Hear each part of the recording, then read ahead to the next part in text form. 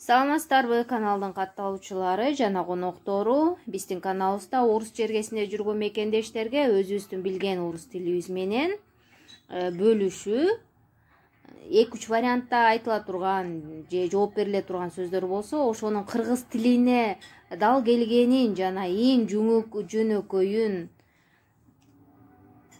ошо кандай жөнөкөйүн билсек, ошону менен бөлүшүү, ошону билгенибизди башка бирөөгө дагы үйрөтүү. Каналыбыздын эң биринчи максаты ушул. Ал эми башка өлкөлөрдө жана Кыргызстанда эле отуруп үйрөнгөндөр да бар, кичине аз-маз билгендер да бар. Алар менен аз-маз билгендер менен чогуу өзүбүздүн билген орусчабызды дагы көбөйтүп, орус тилиндеги сөз байлыктарыбызды өөрчүтүү. Бүгүн дагы комментарийге байланыштуу эле жооптор болот. Эми кимден экенин жазбадым, мунусунда бир тема кылып эле чыгарууну туура көрдүм. Уборкага пайдалануучу сөздөр жөнүндө сөз кылсак деп ойлоп атам бүгүн. Эми эч кимге деле секрет эмес, биякта көбүнчө эле ошондой обслуживаниеде иштейбиз да, баарыбыз тең эле уборка. Магазинде продавец болуп иштесең деле баары деле ошону кечинде магазин полун жууп коюп кетесиң. Эртең менен келип полкасын сүртөсүң, терезесин чаңын сүртөсүң, эшигин сүртөсүң, чынбы?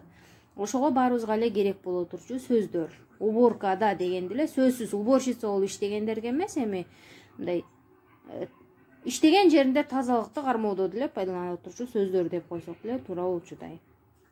Мен полду жуушум керек. Мисалы, сиз Самарасыз, анан кирип Анянын кабинетине кирип айтып атасыз. Аня иштеп атат да, күндүз саат 9-тан баштап иштеди. Сиз 10-до кирип, Аня, полуңду сүртүп коеюн деген эле сөз да, мындайча айтканда. Мне нужно помыть пол. Полду жуушум керек. Эми бул айткан немеңизге мындай эгер бул жерден илеп белги кылып айтсаңыз, аябай мындай катуу буйрутма түрүндө айткан болосуз. Эгер точка кылып эле айтсаңыз, сүйлөгөнүңүздүн аягына точка коюп, анда жөнөкөй сүйлөм кылып эле айткан болосуз. Мне нужно помыть пол, мисалы. Полду жуушум керек. Аня, мне нужно помыть пол. Мне нужно подмести, шыпырышым керек деген сөз экен. Кээде шыпырып эле кое алсак жерлерин. Анда мне нужно подмести. Жөнөкөй сүйлөм кылып айтсаңыз, точка коесуз. Эгер буйрутма кылып айтсаңыз, мне нужно подмести. Встаньте, пожалуйста, деп деле айтышыңыз мүмкүн, мисалы, турбай атса. А где вам протереть? Швабраңызды алып келгенде, кайсы жерди сүртүш керек? Алардын комнатасын имеете в виду, да? Где вам протереть? Сиздин комнатаңыздын кайсы жерин сүртүш керек? А где вам подмести? Кайсы жерди шыпырыш керек? Мисалы, кээде телефондон чакырып калат, ошондо кайсы жерди шыпырыш керек деп барып каласыз, щетканы көтөрүп алып, ошондо а где вам подмести? Аягына суроо коюп айтсаңыз, суроо белгиси менен, анда ошо кайсы жерди шыпырайын деген сыяктуу маанини билдирип калат экен. Бул комментарийдеги, именно ошо комментарийдеги суроого жооп. Мен мусорду алмаштырсам болобу, алмаштырайынбы дегенди кандай айтабыз, жана башка да уборкага керектүү сөздөрдү кошуңуз деп жазган экен. Ошол боюнча мына. Мен мусор чаканы алмаштырсам болобу деп жазган экенсиз. Ошондо можно я поменяю корзину мусорную. Болбосо мусорную корзину дей берсеңиз деле экөө бир эле маанини билдирет. Корзина деп жана чаканын тешиктери бар болот, кургак мусор ыргытат, ошол корзина, ошону мусорная корзина дейт. А эгер жок, мындай тешиги жок эле жөн эле чакалар дагы болот кээде.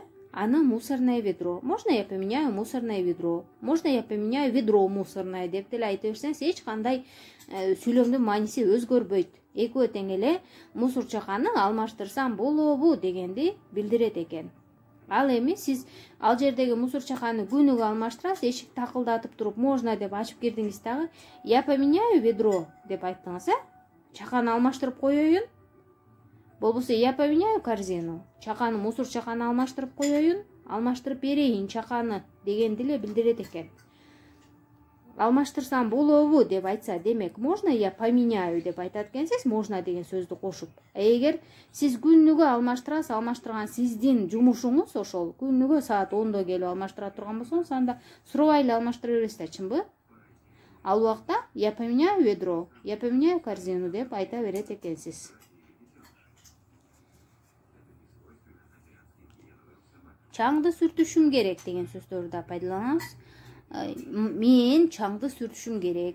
деген болсо, анда мне нужно вытереть пыль деп айтасыз.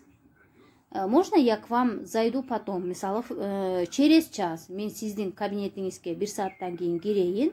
Мне нужно вытереть пыль деп айтсам болсоңуз, мен чаңды сүртүшүм керек, мага чаң сүртүш керек деп айттыңыз.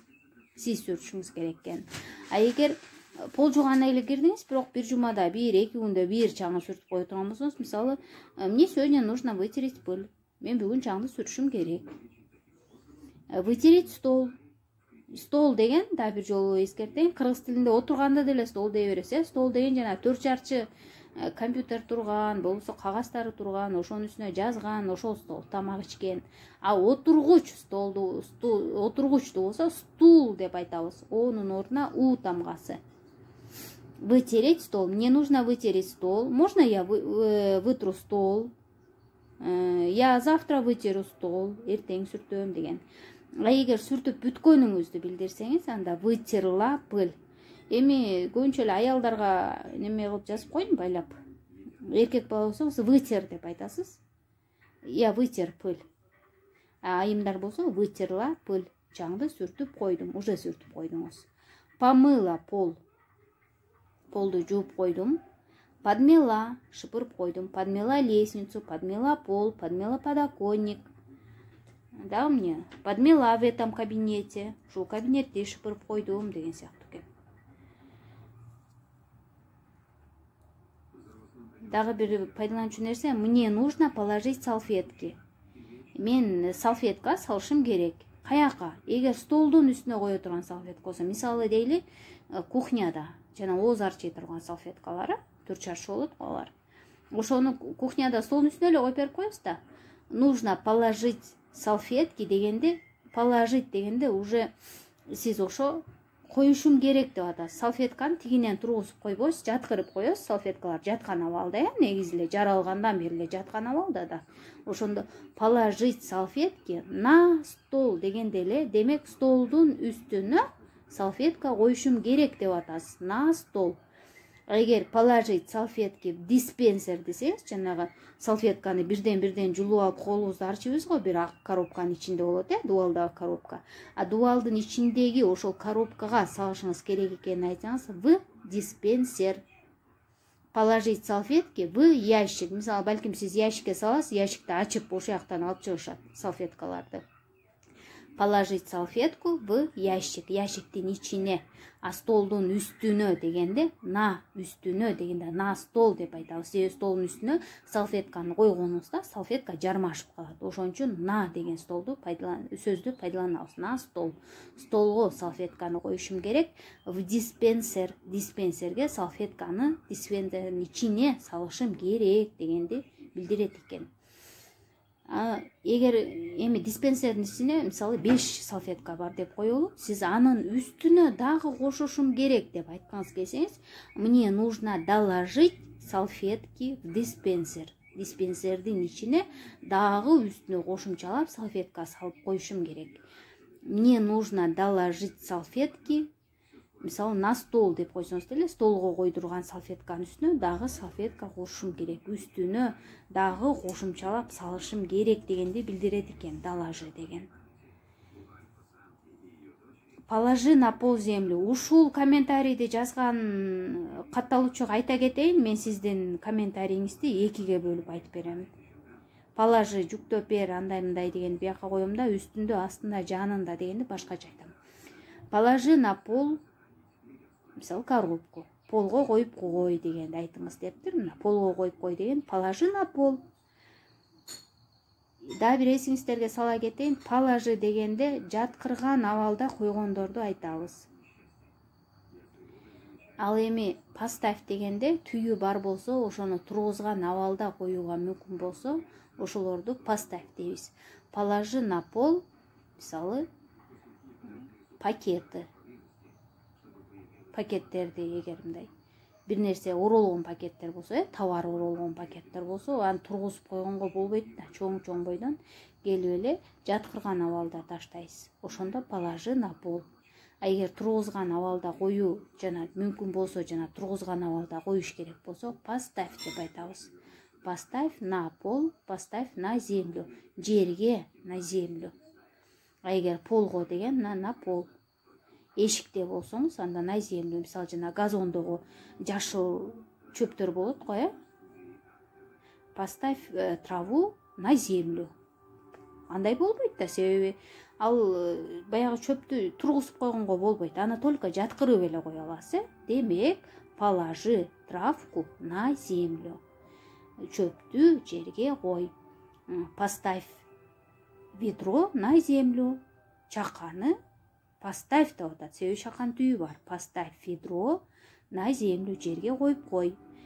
Положи лопату на землю. Лопатаны тигинен коюп койгонго болбойт. Аны койгондо жаткырып эле коет да, жатат, Мисалы шыбыргыда жатат.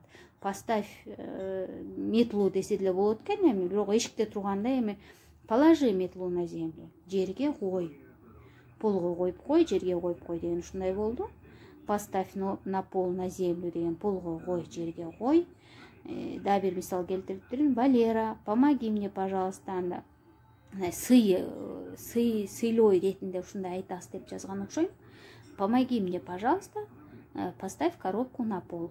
Коробка мисалы полкада турат, ал полкадан алып жерге коюп бер дегенде, коробканы түйү бар, аны койгонго болот. Ошон үчүн Валера, мага жардам берип койчу, пожалуйста, кыскартып жазып койдум. Коробканы жерге коюп берчи дедим. А орусчасында поставь, демек коробканын түйү бар, ошон үчүн поставь дейбиз. Эгер Валера көтөрүп келатат коробканы, а сиз алдынан чыгып калдыңыз дагы, Валера, оставь его на, мисалы коробка, оставь ее на полу. Коробка слово женского рода, ошон үчүн Валера көтөрүп баратканда эле полго коюп кой деп айткыңыз келсе, оставь ее на полу. Если слово женского рода, коробка болсо на полу. Мисалы орусча болсо эмне деп коелу биякта? Казанды көтөрүп келатат, Анда оставь его на полу. Казанды жерге коюп кой дегендей маанине билдирет экенбиз.